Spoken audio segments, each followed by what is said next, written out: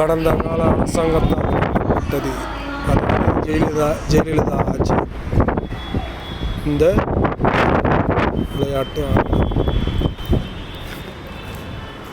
எதுக்குங்க ஒரு முயற்சி இல்லாமல் ஒரு சரியாக செயல்படுத்தாமல் எதுக்குங்க இவ்வளோ விளையாட்டு அரங்கம் கோடிக்கணக்கில் செலவு பண்ணி கட்டணும்? மக்களே, எதுக்குங்க இவ்வளோ பெரிய ஸ்டேடியம் கட்டணும் சொல்லுங்கள்? விளையாட்டு வீரர்களை அதிகப்படுத்திட்டு அரங்கத்தை கட்டணும். இதை கட்டிட்டு அப்புறம் கவர்மெண்ட்டில் எப்படி இருக்கும்?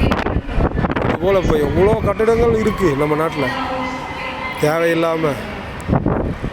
இந்த கட்டிடம் முதல் பிடபிள்யூவில் கூட எவ்வளோ பில்டிங்கை கட்டி வீணாக போச்சு. அதேமாதிரி நெடுஞ்சாலைத்துறையில் கூட பாருங்கள், இப்போது யாருக்குன்னா போட்ட ரோடெல்லாம் நோண்டிகிட்டு இருக்கானுங்க. உடச்சி போடுறானுங்க, ரோடை பிரிட்ஜை போடுறானுங்க. இப்படியெல்லாம் பண்ணால் ஏன் நம்ம மக்கள் பணம் வீணாகாது? வர அதிகாரிகளும் சரி, அரசியல்வாதியும் சரி, பணம் வாங்காமையா, சம்பளம் வாங்காமையா வேலை செய்கிறாங்க சொல்லுங்கள்? யாராவது சம்பளம் வாங்காமல் வேலை செய்கிறாங்க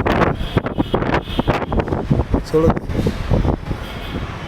எதுக்கு ஒரு திட்டம் செயல்படுத்துகிறோன்னு அதை முழுமையாக தீர்மானித்து ஆராய்ச்சி தீர்மானித்து செய்யாமல் இப்படி பல வருடங்கள் கிடக்குதுங்க, வீணாக கிடக்குதுங்க இந்த ஸ்டேடியம். இதுமாரி சின்ன சின்ன விளையாட்டுகள், குழந்தைகள் விளையாட்டுகள், சினிமாக்காரங்க விளையாட்டு, எதுக்குங்க இதுமாரி? ரொம்ப வயிறெல்லாம் எரியுது. எனக்கே எப்படி இருக்குன்னா, ஒரு கஷ்டப்படுற ஏழை ஜனங்க எப்படி இது பார்த்தா வயிறு எரிவாங்க? ஏழை மக்களே, பாமர மக்களே, இது தயவுசெய்து பாருங்கள்.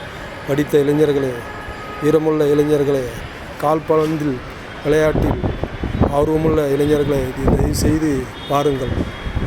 இதை தயவுசெய்து இந்த விளையாட்டு அரங்கத்தை மேம்படுத்த தயவுசெய்து யாராவது முயற்சி எடுங்கள்.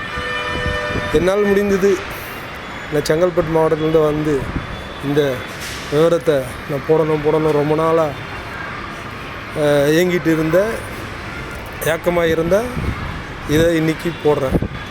தயவுசெய்து இதெல்லாம் மக்கள் பார்த்து இந்த விளையாட்டு அரங்கை மேம்படுத்த தயவுசெய்து எல்லோரும் முயற்சி